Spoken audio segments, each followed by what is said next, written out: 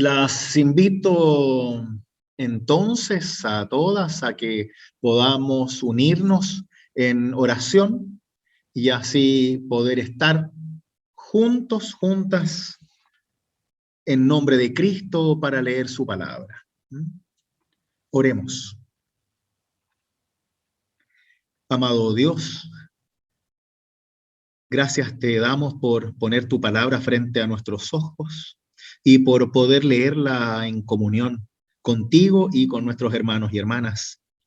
Por eso te pedimos que tú guíes y bendigas nuestro hablar y nuestro escuchar con la fuerza de tu Espíritu Santo, para que así encontremos a Cristo en estas letras y en cada mandato una forma de vivir la fe aquí en el mundo y hasta la vida eterna. Te lo pedimos en nombre del mismo Jesucristo, tu Hijo, nuestro Salvador. Amén.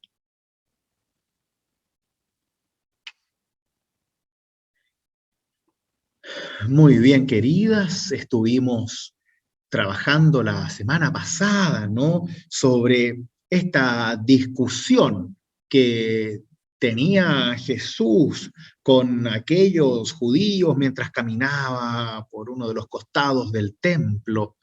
Ciertamente una problemática bastante profunda de cómo estos judíos pueden o no pueden, son capaces o incapaces de recibir un mensaje distinto al que tenían reservados en su cajita teológica, en su tradición, en su forma de ver el mundo, y especialmente en lo que a Dios concierne, en la forma de entender a Dios. Porque Jesús viene a mostrarnos una forma de entender a Dios a través de Él. Claro, nosotros podemos orar directamente a Dios, no necesitamos intermediarios ni nada, pero Jesús lo que hace es traernos a Dios de carne y hueso, a lo totalmente otro, lo divino, lo eterno, lo infinito. En Cristo se hace finito, tocable, experienciable, emocional, para que así podamos sentir la cercanía de Dios y en esa cercanía encontrarnos con Dios y vivir una fe cercana, segura, confiada en Dios.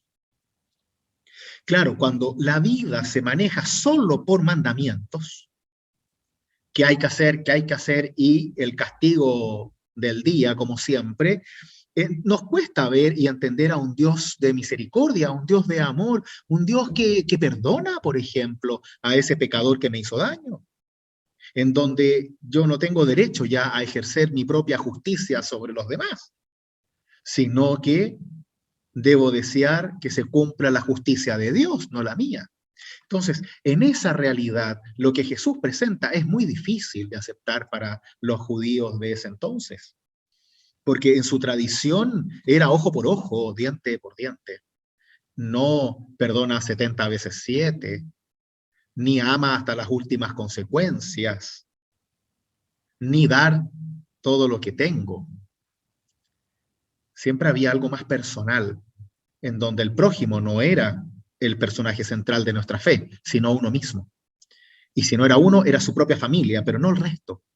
Jesús abre esa experiencia de fe para que cada uno de nosotros pueda salir de su egoísmo, de su egolatría, y encontrarse con Dios hacia una fe práctica, hacia una fe viva, real.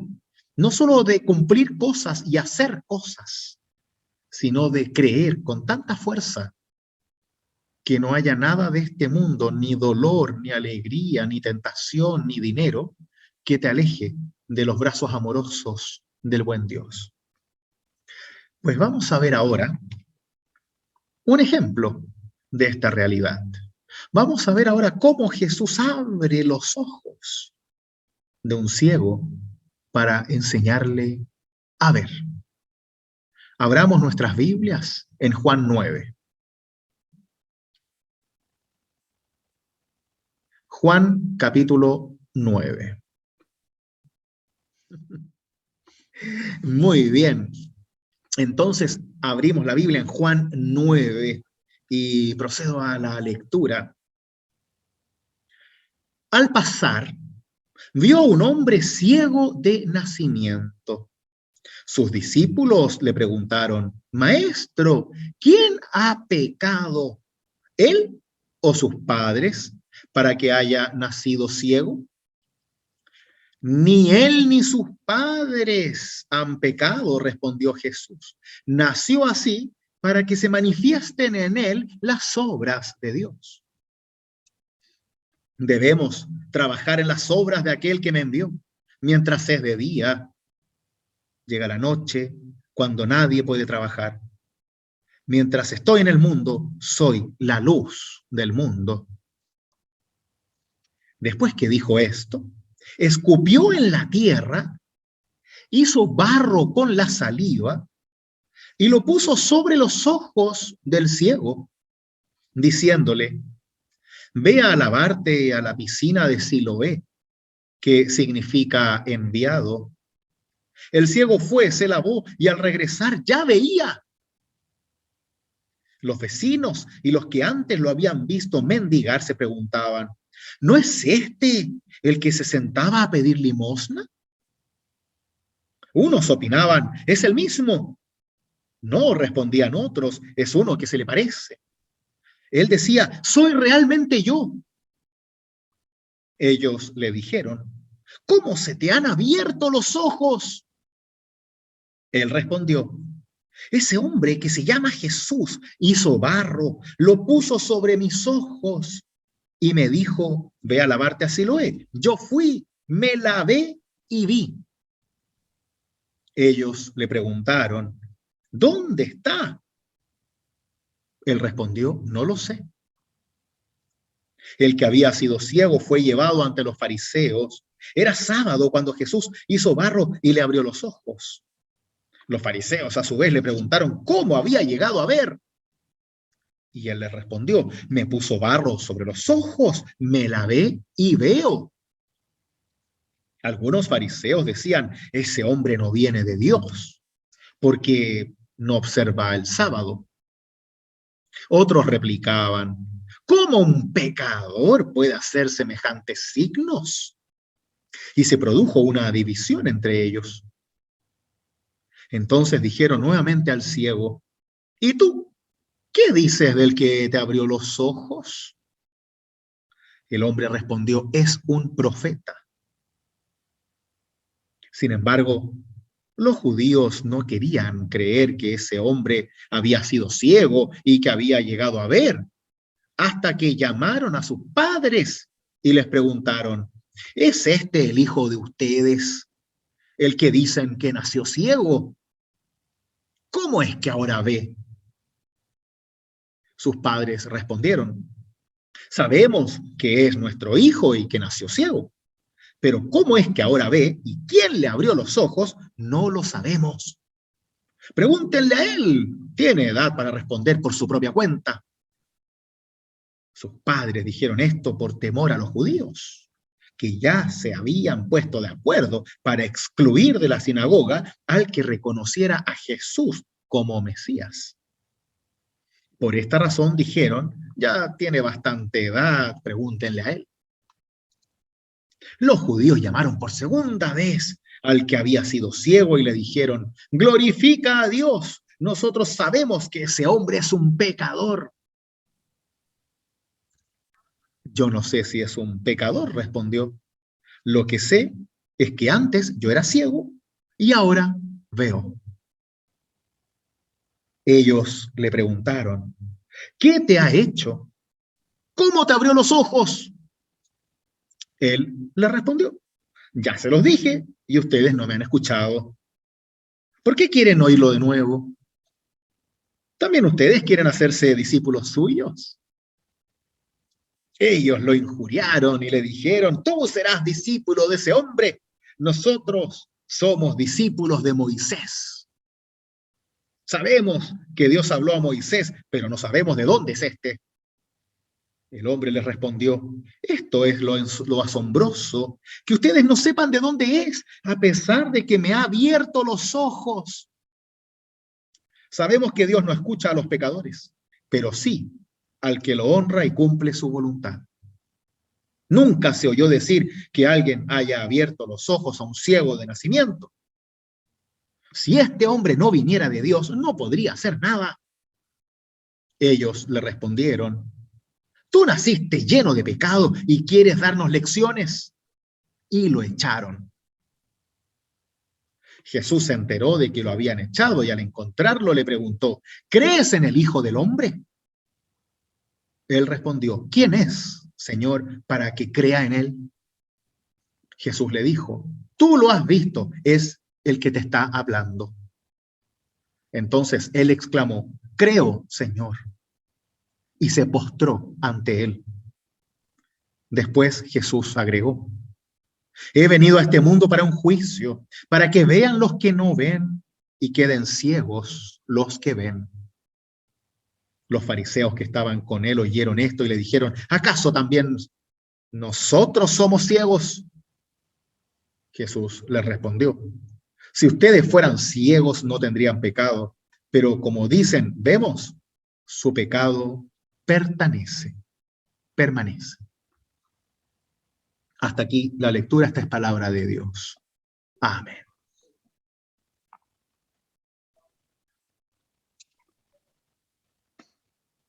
Un milagro de Jesús se establece ahora en la vida de un ciego. Es muy importante que vayamos viendo desde el principio lo que aquí aparece.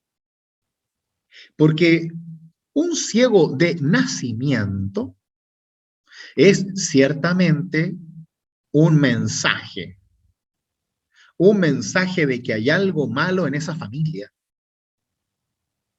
En aquella época no se pensaba que si una persona era ciega o le faltaba una extremidad o nacía con cualquier problemática, iba a ser normal y de alguna forma amada por Dios. Claro, Dios ama a todas las criaturas, pero ¿qué se pensaba? Si te hizo a medias, entonces por algo será. Ya sea desde algún problema físico, emocional, mental o incluso social. ¿Mm? Así entonces, el tener a un ciego de nacimiento en una familia era un castigo. Era un castigo. No quedaba otra que sentir que era un castigo.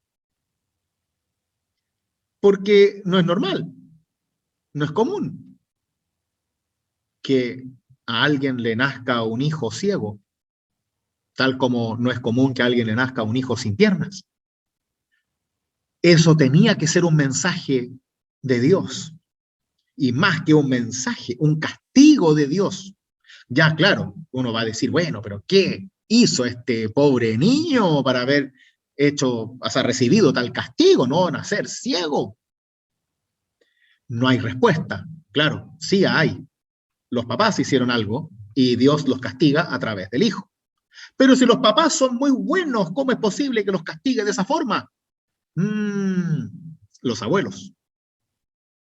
No, pero si conocemos a los abuelos, ellos también son muy buenos. Ah, los bisabuelos entonces. Pero alguien tiene la culpa de que les haya salido fallado. De ahí viene este concepto de desgraciado. Es una desgracia. Está sin la gracia de Dios, sin el amor de Dios. Se entiende a esa persona como que está lejos de Dios. De hecho, en este texto se entiende como un pecador. Y es interesante porque los mismos discípulos de Jesús, al principio de este relato, le preguntan: Maestro, ¿quién ha pecado, él o sus padres, para que haya nacido ciego? ¿De dónde viene? Alguien tiene que tener siempre la culpa. Ese es el tema. No puede tener un problema congénito. Bueno, claro, antes no se sabía todos los adelantos científicos que tenemos hoy, ¿ya? Pero ciertamente se sabía que si algo era raro, entonces Dios lo tenía que mandar. Y los mismos discípulos pensaban eso, ¿ah? Era algo totalmente cultural y obviamente religioso. Y la respuesta de Jesús es radicalmente contraria, porque les dice que ni él ni sus padres han pecado. O sea, de ahí no viene, no tiene nada que ver con el pecado. No, tiene que ver para que se manifiesten en él las obras de Dios. Es como de aquello en lo cual el mundo ve algo malo, Dios lo transforma en algo bueno. Bueno para Dios. Dios lo remueve en algo para mostrar su gloria. Cuando Jesús va a reanimar a Lázaro en el capítulo 11, también dice a las hermanas de Lázaro que tienen que tener fe y verán la gloria de Dios. Y cuando los discípulos le dicen que la enfermedad de Lázaro es mortal, Jesús le dice que esa enfermedad es para la gloria de Dios. Claro, nadie podría decir eso, que, mira, estoy enfermo y es para la gloria de Dios. No, me gusta mucho glorificar a Dios mientras estoy sufriendo, ¿no? No es como que Dios se glorifique a sí mismo por el dolor de los seres humanos. No se trata de eso, sino que se trata de cómo nosotros como seres humanos tomamos la vida con todas las manos, con toda la fuerza, y nos hacemos cargo de ella, a pesar del dolor, a pesar de la angustia, a pesar de las enfermedades y de nuestras trancas y fallas. Entonces, si a mí me nace un hijo enfermo, no tengo que pensar en qué mensaje Dios me da sobre ese hijo con problemas.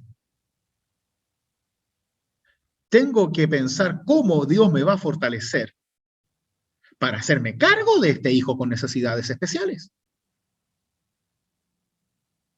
No se trata de decir por qué me pasó esto a mí o preguntarme si lo merezco o no, porque las cosas no se merecen, suceden. Obviamente que hay algunas cosas que se buscan, ¿no? Si estoy consumiendo drogas todo el día, por supuesto que si tengo un hijo, puede que ese hijo nazca con algún problema, ¿no? O si hay un problema congénito en mi familia, bueno, puede que se traspase de alguna forma a mis hijos, claro. Pero eso no es un castigo de Dios, sino que es parte de la fragilidad de humanidad en la cual vivimos. Entonces acá lo primero que tenemos que entender es que esto no se trata de nuestro estado de pecado, porque nuestras enfermedades, penurias, fallas, trancas, caídas, no son ni un castigo ni una prueba de Dios. Lo único que prueban todas esas cosas es que somos humanos y que vivimos en una humanidad frágil, humana, finita, que sufre, que tiene emociones y que también vive en pecado. Y que no por eso merecemos el castigo, sino más bien nos fortalecemos en la gloria de Dios. Por eso Jesús hace esta invitación, ¿no? Debemos trabajar en las obras de aquel que me envió mientras es de día, porque llega la noche y ya nadie puede trabajar, ¿no? Viene la oscuridad y ya no podemos avanzar, no podemos ver. Mientras estoy en el mundo, soy la luz del mundo. Y qué importante, porque la única forma en que podemos ver la oscuridad es a través de los ojos. Y cuando somos ciegos no vemos luz, sino que vemos oscuridad. Jesús viene a ser luz para todos los que necesitan ver. Y no solo para el ciego de nacimiento, sino todos los que necesitamos aprender a ver, abrir los ojos y ver, especialmente aquello que no logramos ver. Por eso reconocemos en Cristo la luz del mundo, no en mí ni en el vecino, no, en Cristo. Y es la única forma que podemos entender que No se trata de qué familia es más perfecta que otra, porque así era antes. La familia en donde eran todos lindos era como una familia bendecida, ¿no? La familia que tenía problemas, que tenía hijos con dificultades, no, esa familia era pecadora, mala, y como siempre, por algo será. Y ese por algo será me deja a mí en una situación de bendición y al otro, al vecino, en una situación de maldición. ¿Por qué? Porque de alguna forma u otra yo necesito creer que el otro lo merece. ¿Por qué? Porque a mí no me pasó. Y si no me pasó es porque soy bueno. Y si a él le pasó es porque es malo. Listo, cierra perfecto. Si es que estás sano y todo te va bien, Dios te bendice porque eres un buen cristiano. En cambio, si te va mal y las cosas no te funcionan y te enfermas, entonces por algo será. Claro, no eres un buen cristiano o quizás en tu familia son malos cristianos y por ende sufres porque te lo mereces. ¿Cuántas veces hemos escuchado esa estupidez en las iglesias? ¿Cuántas veces hemos tenido que escuchar eso? Y el castigo, y mientras más la gente necesita de la fuerza de la gloria de Dios, lo rajan en dos, diciéndole que lo merece. Y por algo Dios lo castigará. Después vas a saber. Lo mismo que hacían con este ciego de nacimiento. Y no importa si tú eres el mejor cristiano, ¿eh? Es culpa de tu señora, es culpa de tu papá, tu mamá, tu abuelo, no importa, siempre hay un culpable. Porque Dios lo controla todo. Entonces, si te pasa algo, es porque Dios así lo quiso. Entonces, si a mí me atropellan afuera del colegio ahora, entonces, bueno, Dios lo quiso y listo. No, nuestra fe es un poquito más sincera que eso. No somos tan simplones como para pensar 1 más 1 es 2 y se acabó nomás. Y olvidarnos de todo el mensaje de Cristo, de todo el amor de Dios. Solo porque a uno o a otro le fue mal en algo, se nos murió alguien o sufrimos una enfermedad. Y si se dan cuenta, hacemos justo lo que no hay que hacer, alejarnos de Dios cuando sufrimos y ver en Dios a un castigador en vez de ver en Dios a aquel que nos ama, aquel que nos sostiene, aquel que nos fortalece, precisamente, y más aún cuando estamos mal, cuando estamos pecando, cuando estamos sufriendo, cuando sentimos dolor, cuando tenemos miedo y estamos viviendo en incertidumbre. Ahí Dios te sujeta más fuerte aún, porque te sujeta siempre. Ese es nuestro contexto para entender este milagro del ciego. Ahora, ¿por qué creen ustedes que Jesús hace este simbolismo, ¿no? De escupir en la tierra, hacer barro con la saliva y ponérselo en los ojos del ciego y luego lo manda a lavarse a la piscina de Siloé. A ver, ¿quién se la juega? ¿Por qué hace este show Jesús? ¿No? Imagínense la imagen, ¿no? Escupir en el suelo, hacer el barrito, ponérselo en los ojos. Recuerden que las personas no tocaban a los pecadores, ¿ah? Al pecador evidente, que era aquel que sufría especialmente una enfermedad, a esa persona no se le tocaba porque era contagioso. No solamente la sarna, sino que el pecado en sí mismo se tomaba como algo contagioso. Entonces ya el hecho de que Jesús lo toque es un elemento subversivo, rebelde, y más aún con escupo, con barro. ¿Por qué simplemente no le dice, tu fe te ha salvado y listo? Y además que estaban los discípulos nomás, parece, no sabemos si había más gente. ¿Qué piensan?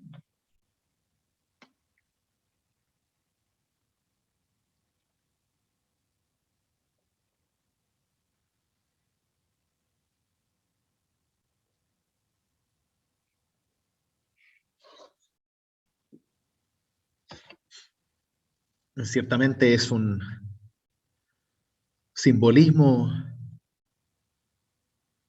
que rompe esquemas.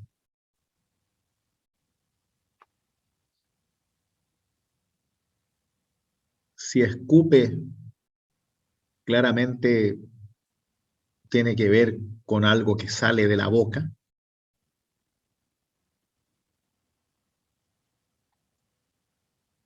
Agua. En el suelo hay polvo, tierra, y luego hace barro. A lo mejor tenga relación con el origen de la formación del hombre, que lo formó de barro. Podría ser, ¿ah? Podría ser. Aquí podemos ver una analogía al respecto, ¿no? Solo que en vez del soplo está el soplo de vida que Dios en el Génesis 2 le da, o uno no me acuerdo, le da al ser humano, ¿no? Para que viva, lo hace del polvo de la tierra, lo moldea del barro, como un alfarero, y ahí le da vida. Acá Jesús toma de vuelta el polvo, que es el símbolo de la muerte, con algo de los labios, donde sale la vida, donde está la palabra de Dios viva, y lo pone sobre los ojos.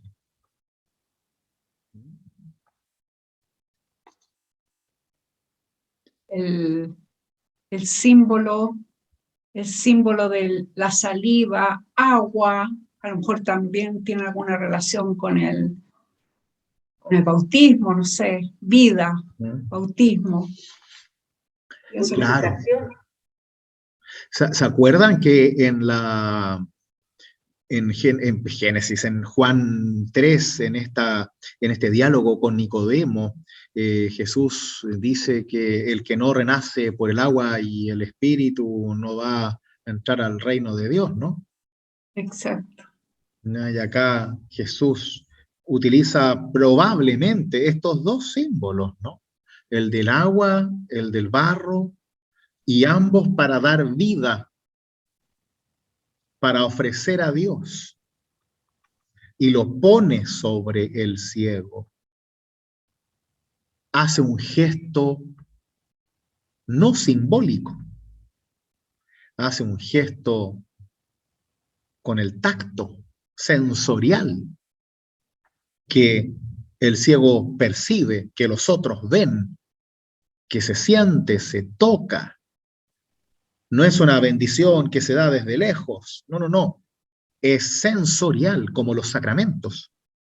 Eso es lo importante y una de las cosas más importantes de los sacramentos, que son sensoriales, a diferencia de cualquier otro ritual o bendición. El sacramento es sensorial, se percibe, se siente en el agua y se siente en el pan y en el vino. Por eso son diferentes a cualquier otro rito, porque hay una presencia real de Dios en ellos que se percibe a través de estos elementos del mundo. Y así Jesús trae la gloria de Dios para que este ciego perciba en su propio rostro, a través de la saliva, de la tierra, del barro, la presencia de Dios en su vida. Exactamente lo contrario que su cultura le dice todos los días, que Dios no está con él. Jesús lo trae, lo invierte y le dice, no, sí está contigo y acá está la prueba, toma. Te toco, te devuelvo tu dignidad, te devuelvo a la sociedad porque ahora ves, te devuelvo al mundo con el poder de Dios. Y claro, tal como el texto lo dice, le dice, ve a lavarte la piscina de Siloé, que significa enviado, ¿no? Como una señal de que Jesús es el enviado para precisamente abrir nuestros ojos de abrir la forma que tenemos de mirar el mundo, que es lo que los fariseos no podían hacer, como habíamos visto en el capítulo 8, en esta problemática constante. No podían hacerlo, los fariseos no podían ver, no podían escuchar, no podían sentir, no podían percibir, no, solo se quedaban con la seguridad de su tradición. Somos discípulos de Moisés, van a decir después, y de nadie más. Y hasta por sobre Dios. A la larga, Moisés viene a ser como una especie de Dios para ellos. Y así empieza toda esta problemática judicial con el ciego.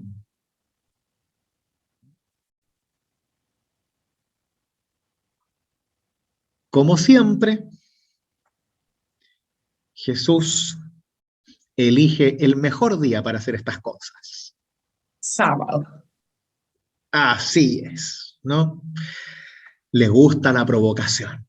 Ciertamente no es casual.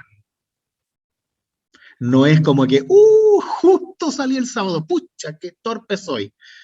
No, lo hace el sábado y para que se sepa que es sábado. ¿Por qué? Porque él está dispuesto a invertir también el valor del día sábado. Porque el sábado es para el ser humano, para que el ser humano conozca a Dios, no para que el ser humano descanse y simplemente se quede de guata al sol. El sábado es para que el ser humano santifique ese día y la única forma de santificarlo es con Dios, no simplemente no trabajar, sino que el hecho es usar ese día para tu relación con Dios. ¿Y qué mejor relación con Dios que poder percibir la presencia de Dios a través del perdón, a través del milagro, a través de la sanación, a través de Cristo Jesús? Y así empieza todo este juicio hacia el ciego. Un real juicio, en donde lo pimponean de un lado a otro. Hasta sus papás los llaman, porque no quieren creer y no quieren ver. A nosotros a veces también nos pasan, que hay cosas que no podemos creer o que no queremos creer porque nos cuesta cambiar. Estamos acostumbrados a siempre pensamos lo mismo y de pronto nos empiezan a decir otra cosa y eso nos produce inseguridad, nos produce incluso miedo.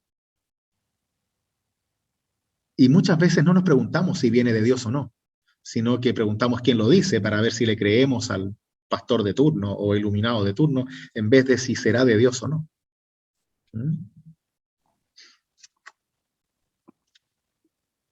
El ciego se lava en la piscina como le pide Jesús y al regresar ya podía ver. La gente incluso dudaba, ¿no? Los vecinos, dice, ¿será este el que pedía limosna? ¿El que mendigaba? Unos decían que sí, otros que no. Soy realmente yo, dice. Ahora soy yo. Yo soy. Jesús le presta este yo soy al ciego para que el ciego sea. De hecho, Jesús no usa esta vez el yo soy directamente la luz del mundo, sino que dice que soy la luz del mundo, porque el yo soy ahora es del ciego. Porque el ciego vuelve a ser un ser humano con dignidad, con derechos, porque Jesús le devolvió la vista para el mundo, para la sociedad. Dejó de ser un pecador, un lastre, una lacra, un desgraciado, para volver a ser parte. Porque el ciego, como ya veíamos, era solo un mendigo, no podía hacer otra cosa. Jesús le devuelve la dignidad. Yo soy ahora real, yo soy el de verdad. El que antes nadie veía, aunque el ciego era yo, nadie lo veía a él. Ahora él es, porque es parte. Y así dice.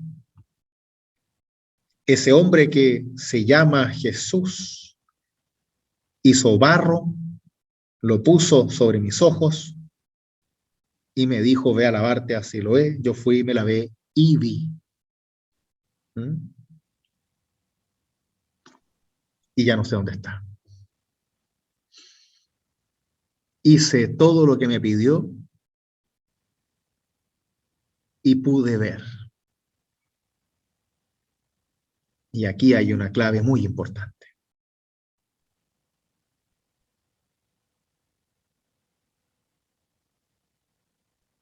Yo fui, me lavé y vi. Hice lo que Jesús me pidió y ahora veo.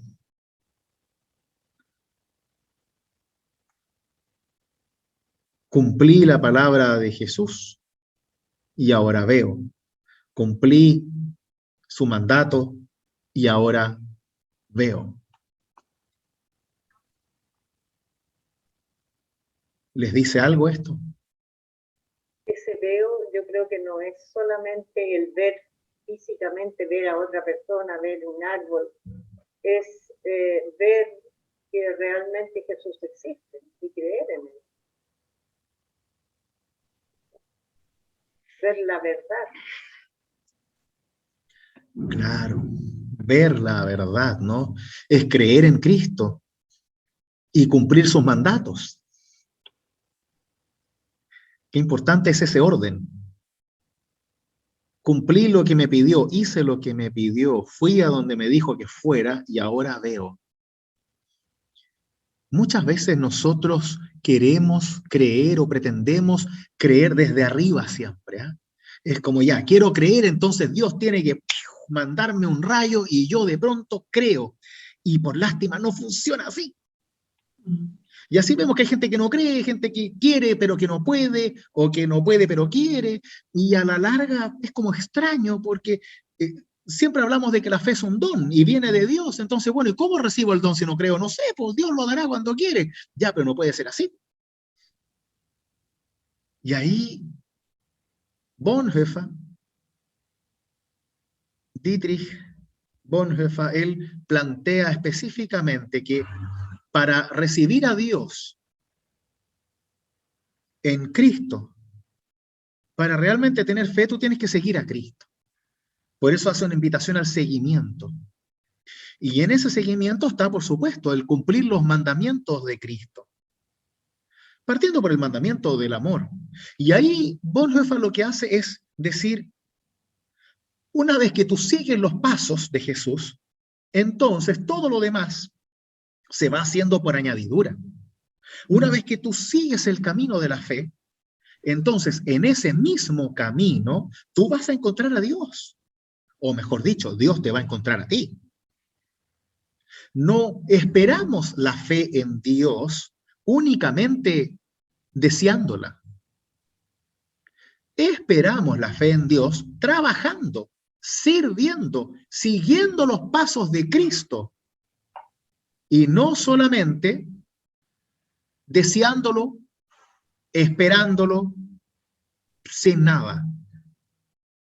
Esto es vital, porque muchas veces, demasiadas veces, vemos gente que espera la fe que como un aspecto místico.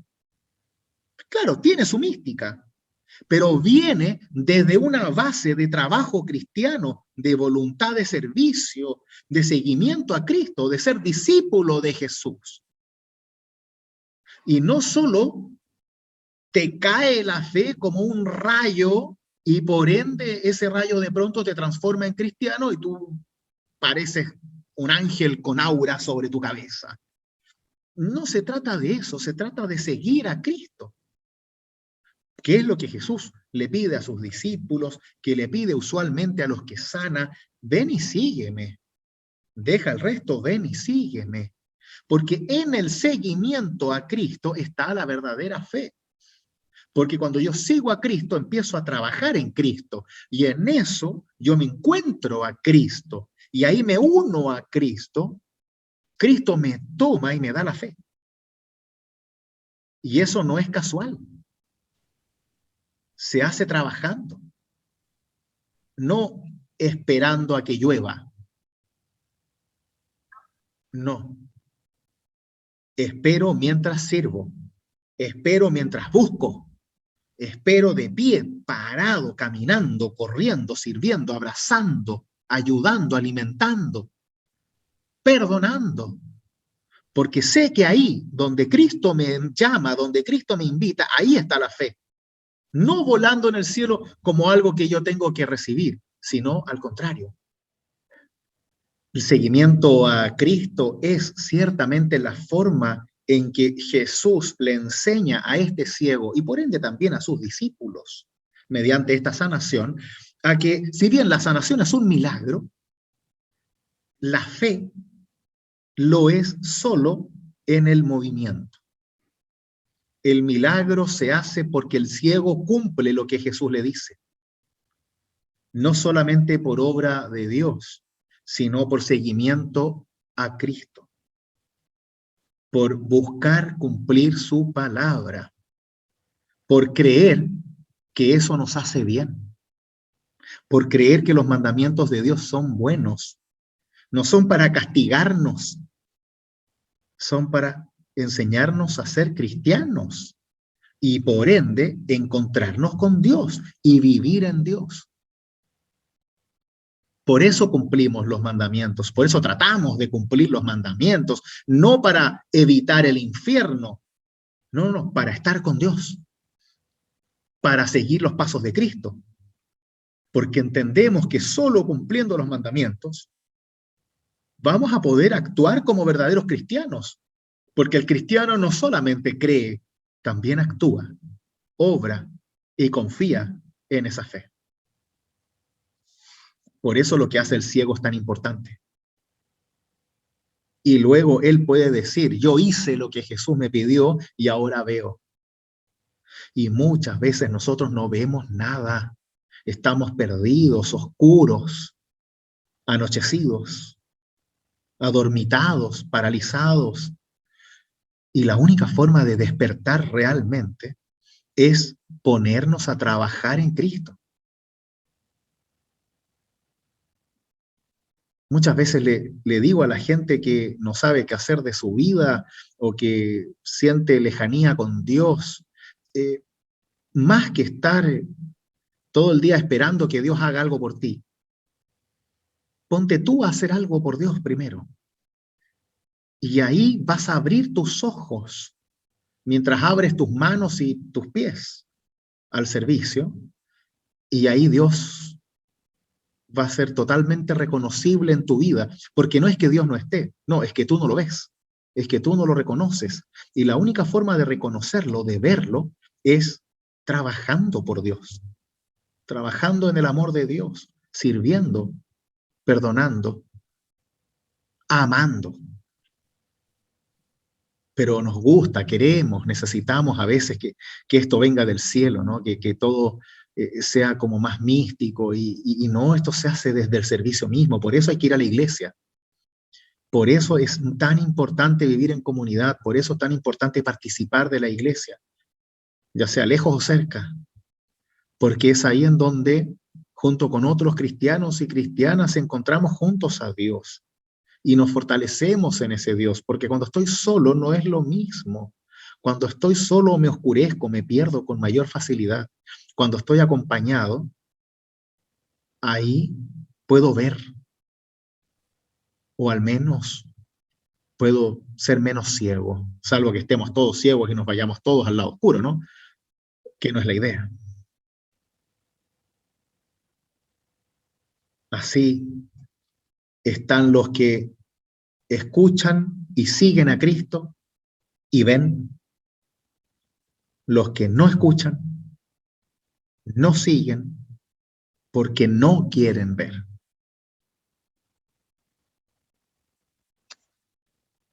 Y así Jesús les dice, si ustedes fueran ciegos, a los fariseos, ¿no? En el versículo 41, no tendrían pecado.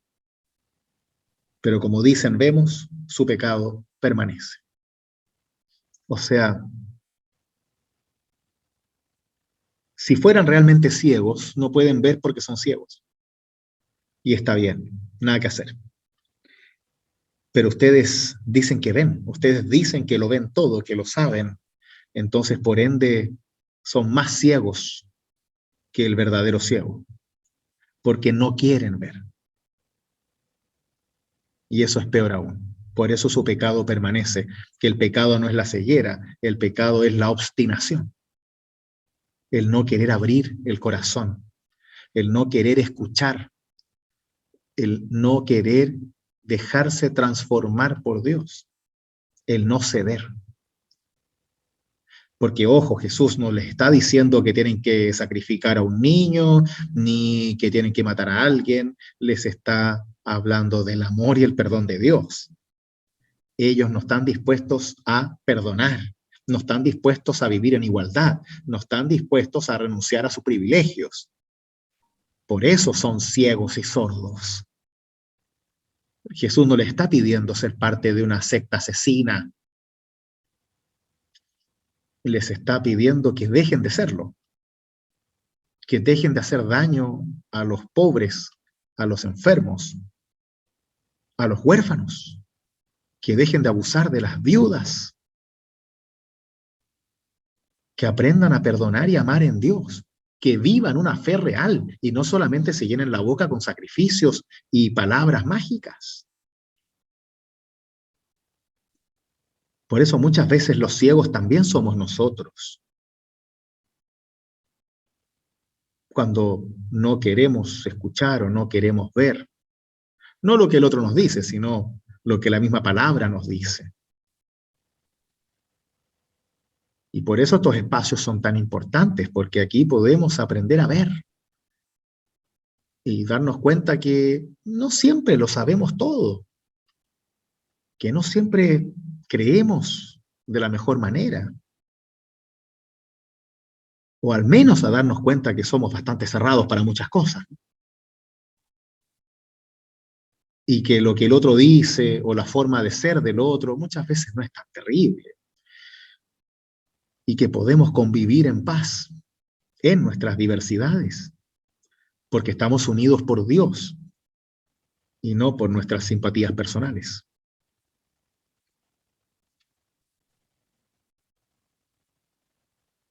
Es ahora donde decidimos, ¿no?, si somos discípulos de Moisés, que en este sentido es una analogía para ser discípulos de la tradición, ¿no? Siempre, discípulos del siempre ha sido así, del siempre lo hemos hecho igual, de antes era mejor, discípulos de eso. Que no significa que sea algo malo, pero que no me ayuda a ver. Normalmente me hace cerrarme entero para no ver lo nuevo, en vez de ser discípulos de Cristo, de estar con un corazón y una mente abierta, de estar con los brazos abiertos para abrazar, las manos abiertas para servir, los pies dispuestos para ir hacia el encuentro del otro, para ir hacia la voluntad de Dios. Y no solamente esperar que todo venga hacia mí de manera milagrosa y mística. Ahí está el desafío de nosotros como ciegos. De la misma forma en que también debemos preguntarnos si podemos continuar con los mismos juicios de siempre o vamos a tratar de enjuiciar de otra forma, enjuiciar de una forma distinta. Porque lo hacemos, ¿no? Enjuiciamos al otro, al pobre, al malo, al pecador. Y ahí siempre nos vamos transformando en ciegos. ¿Por qué? Porque hacemos siempre lo mismo pensando en que somos mejores que los demás. Ese ser fariseo está también dentro nuestro. Los fariseos se dedican la mitad del capítulo a negar que el ciego ve. Y si se dan cuenta, nunca se alegran. Nunca se alegran porque Jesús haga algo bueno. Y ahí está muy claro el verdadero mensaje de lo que ellos predican. Ni siquiera se alegran con que un ciego vea. porque no les sirve a ellos. Y ese es el peor pecado. Por último, alégrate, aunque sea tu enemigo, pucha, dejó de sufrir, bien, bien por él. Pero no se dan esa oportunidad. ¿Por qué? Porque fue un sábado, porque lo hizo Jesús y porque el ciego no lo merece. Listo.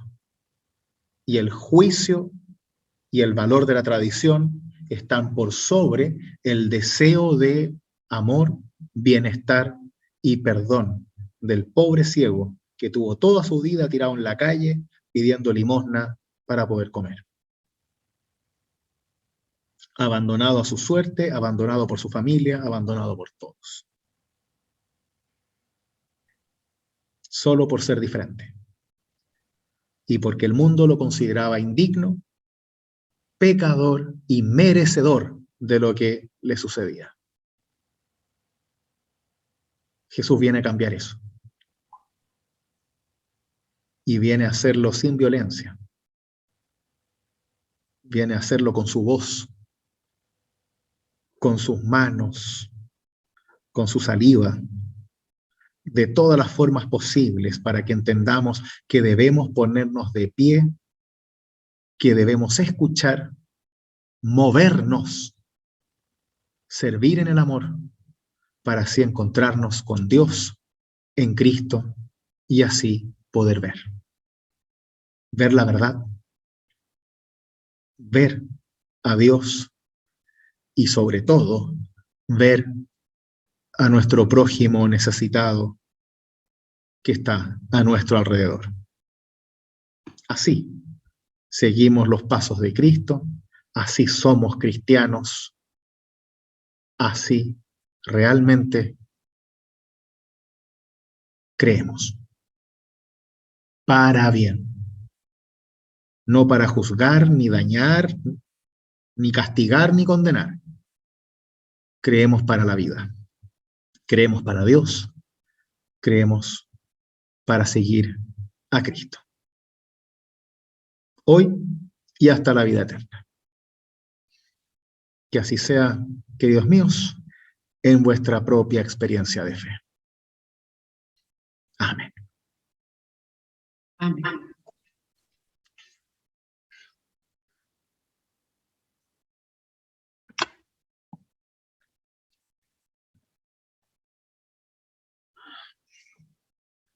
Muy bien. Tenemos una enorme tarea que realizar.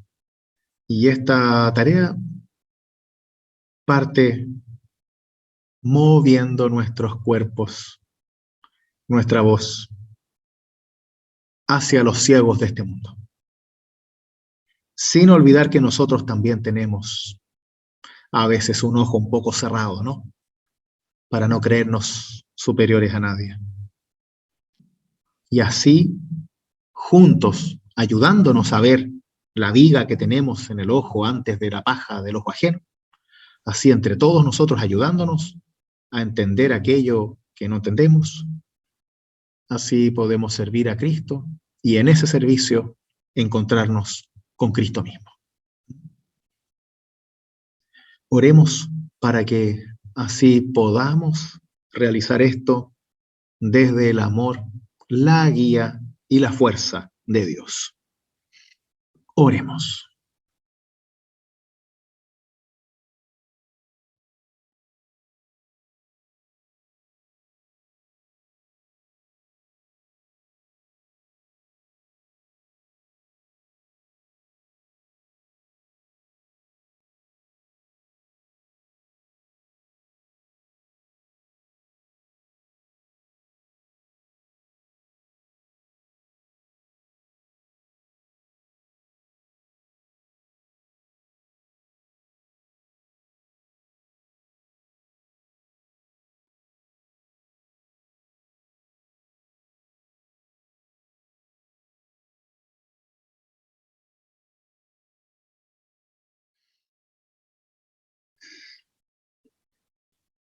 Amado Dios, derrama tu bendición sobre nosotros para que podamos abrir nuestras mentes nuestros ojos, nuestros labios, nuestros oídos y nuestros brazos, y así vivir una experiencia contigo en el servicio de cada día. No permitas que nos quedemos solo esperando tus milagros, sino que tú obres milagros a través nuestro, como instrumentos tuyos, para dar alegría, para traer paz, para levantar al caído y quizás incluso dar vista a los ciegos. Ayúdanos en esta tarea y especialmente inspíranos para hacerla siempre con amor, sin orgullos, sin falta de dignidad, sin juicio, para que realmente podamos obrar desde la fe y para la fe.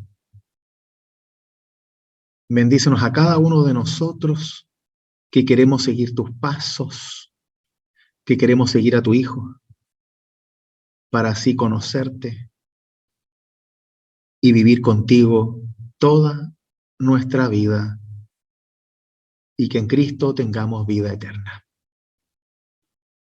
Todo esto, buen Dios, te lo pedimos y agradecemos en nombre de tu Hijo Jesús, con aquella oración que Él nos enseñó. Padre nuestro que estás en los cielos, santificado sea tu nombre. Venga a nosotros tu reino, hágase tu voluntad, así en la tierra como en el cielo.